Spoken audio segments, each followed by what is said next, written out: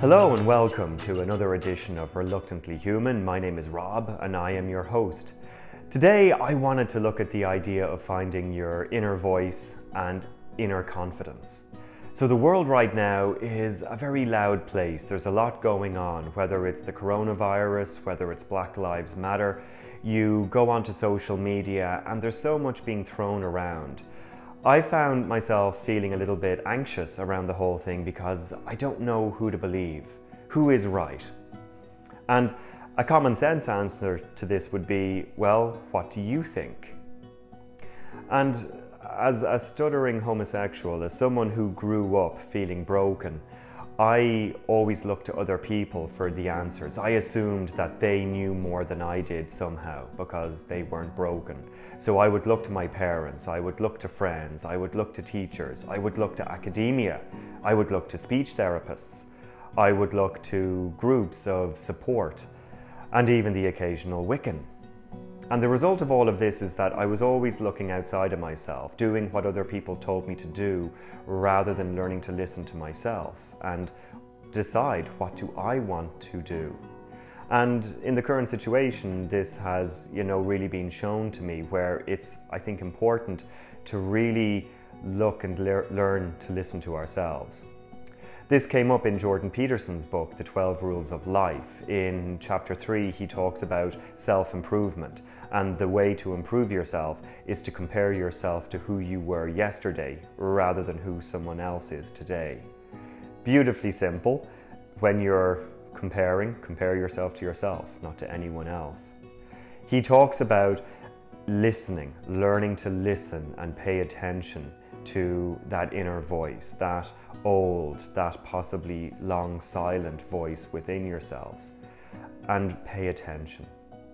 And it really struck a chord with me because, like I said, I had deferred that to other people and I found myself becoming very busy and very hardworking, but it always felt empty. It felt like hard work rather than peace and serenity.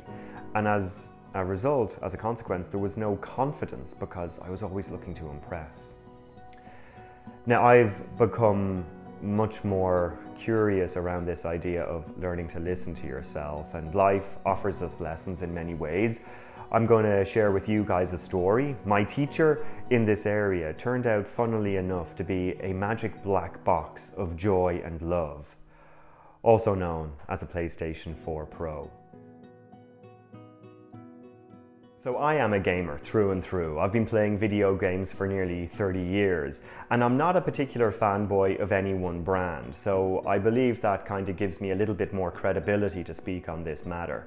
My time here in Vancouver even, I've owned an Xbox 360 Slim, a PS3, a SNES Mini, a Switch, and then most recently the PlayStation 4.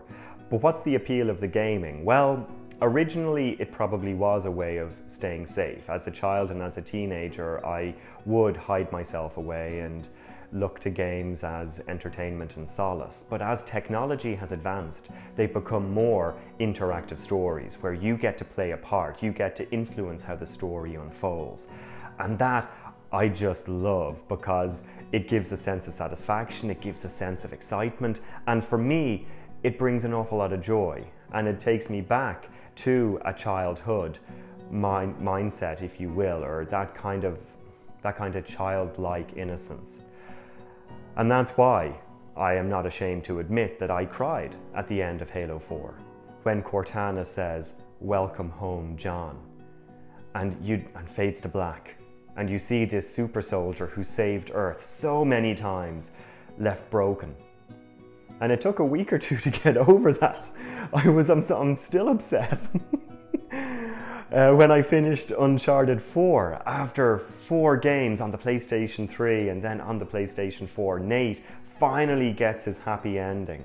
And it's a happy ending. It's earned through those 4 games and hundreds of hours of gameplay. You see him at a point where you're like, yeah, I'm ready to put this pad down. Good job, good show. And we're kind of superheroes. I've played the same games time and time again, so playing Zelda Breath of the Wild, I've saved Princess Zelda and Hyrule from Ganon what is this, the 8th or 9th time since A Link to the Past? I don't know, I've lost count, and every time I'm happy to do it. I'm like, let's go, get the Master Sword, get the shield, let's go kick some Ganon ass. And it's brilliant. And in many ways, I suppose, for myself, it's not surprising that this idea of having to find that inner voice again stems from both childhood, but also the very fact that the teacher would be, in this case, a PlayStation. So I promise I'll stop jabbering on about games now, and let's get to the fetch quest that was buying the PlayStation 4 Pro.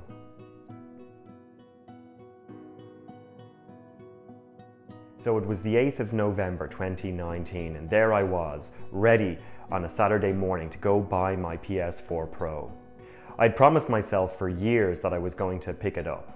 I was a little bit apprehensive because this was an old machine. I was very much aware that the PS5 would be coming out, but there was a whole collection of games I hadn't played, and I had a list of the games I was going to work through before the PS5.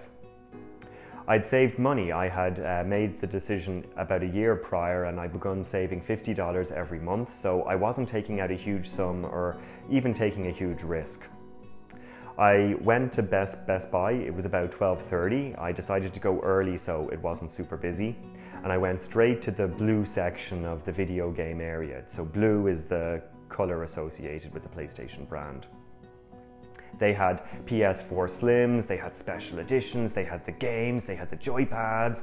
It was all really exciting. That feeling of buying a new console. Doesn't matter how many times you do it, it's still like, yes, I went up to the PS4 Pro area. I didn't really want any of the special editions. Call me old-fashioned, but I like my PS4's vanilla and black in this case. I went to pick up the box and go to the checkout, but I froze. I was going to say I was doubting myself. I was doubting myself in a way. I was afraid to pick it up and buy it, and I couldn't figure out why. I was like, you have the money. I thought maybe it's a stuttering issue. Am I afraid to ask for a PlayStation? And I thought, no, not really. In fact, it'd be easier if someone came over and said, hello sir, can I help you? So it wasn't a speech issue, it wasn't a money issue. And I actually stood there for about 10 minutes. I walked up and down the aisle to make it look as though I was considering my decision, so I didn't look as though I was a freak or scoping out the shop to rob it. But after about 10 minutes, I began to feel weird, and I said, right, okay, let's go. Now, an older version of me would have definitely ran home, been very angry, berated myself, you're an idiot, you decided this, why can't you ever do anything? Fortunately, my years of experience have tempered that, and I was more curious than upset. I was like, what's going on? I went to buy a coffee, I sat down, I drank the coffee, I thought about it for about 30 minutes, and I said, right, let's go back. Buy the PlayStation, because I could feel that if I went home, if I didn't do this, I'd be letting myself down, whatever about anyone else. I went back into the store, went straight to the PlayStation section. I was kind of hoping that they didn't notice me and think, why is he back? Picked up the box, turned the box around, look at the spec. I actually wanted to make sure that it was the quietest version of the PS4 Pro, because they did launch a quieter version towards the end of the year, and it was the quieter version. Then I went and put the box down again. I just couldn't do it. I couldn't go up to the checkout. And rather than standing around in the shop, now I was beginning to panic, so I walked out quicker than before. I was at this point, yes, panicked. I decided to ring someone. I thought to myself, who can I ring? Who can I ring who's going to be able to calm me down? Who can I ring who's going to listen to my bleating about not being able to buy a PlayStation? Most importantly, who's going to pick up when they see my name on their phone? Well, who am I going to call? I'm going to call Coach Nina, of course.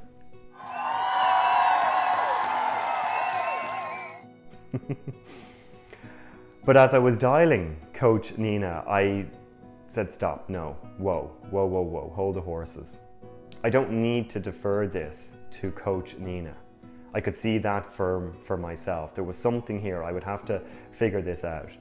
I sat down again and tried to take on board what Jordan Peterson said. Listen and pay attention. It wasn't a money issue, wasn't a speech issue, wasn't a fear issue. What actually was going on?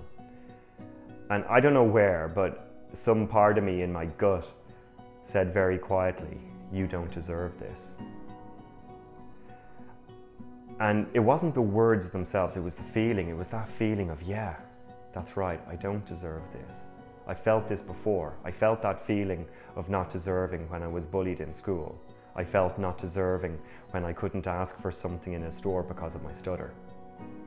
And deserving is massive, it's huge. It's actually at the center of everything. I'm not going to talk about it in depth in this video because it would take a whole video on its own, and to be quite honest, you know, I'm still trying to figure it out myself, but I will follow up on this because deserving is key.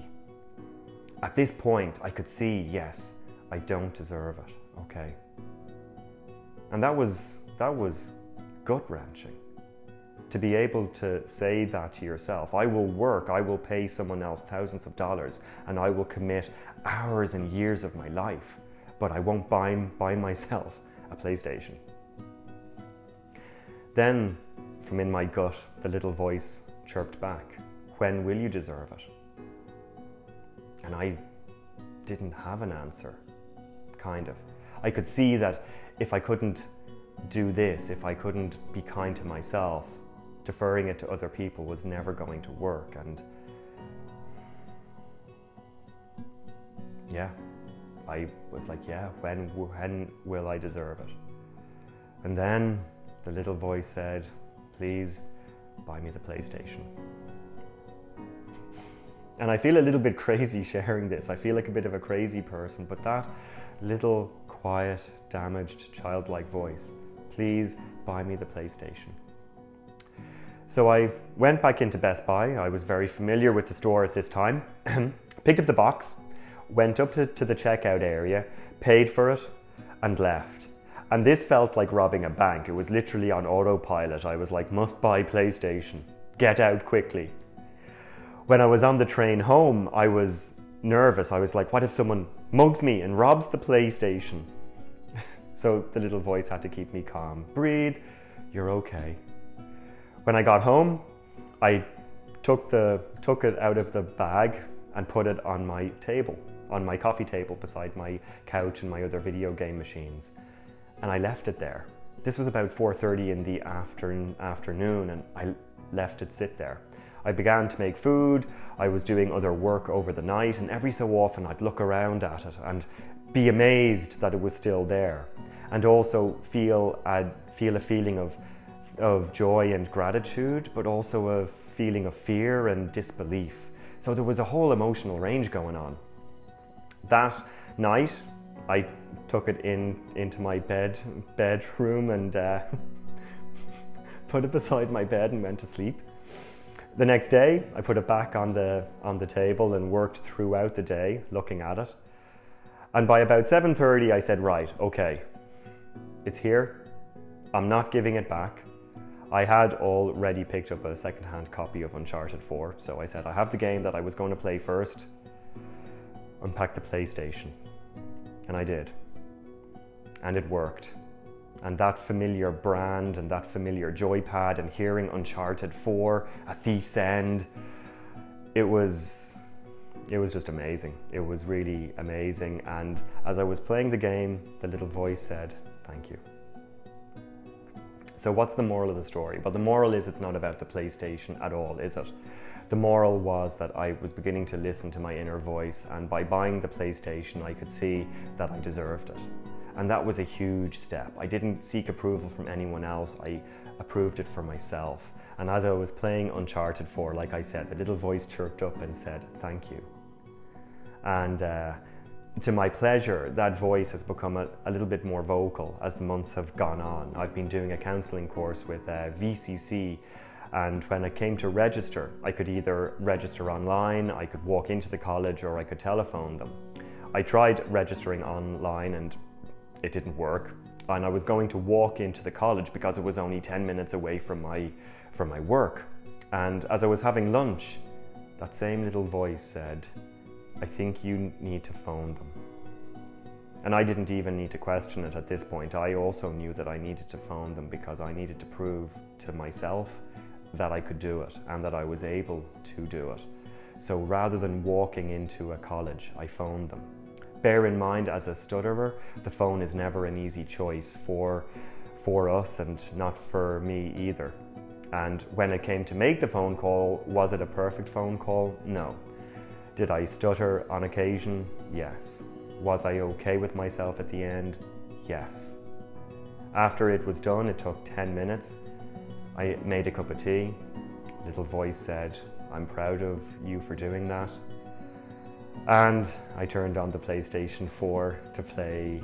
What was I playing at that point? I was playing God of War at that point. So I got to be Kratos dealing with his son, and an amazing Leviathan axe that comes back to you like Thor. But the little voice, "I'm proud of you." So, learning to find your inner voice and find your inner confidence. If it comes from you, it can't be taken away, and it can't be disregarded. And to my surprise, to my joy, I'm beginning to really discover the pleasure of getting to know myself better, and that brings inner confidence. So I'm going to leave you with that little share. I would encourage anyone listening to this video to give it a try. Pay attention. And remember that it's probably an old voice, a familiar voice that you may not have heard in a while. Okay, so that's it. This is probably a long video. I don't know what the time is. You go, have a great day. I am going to make myself a cup of tea, and I have a city to save. See you next week. Bye-bye. Or not next week, next month. Next month. Goodbye.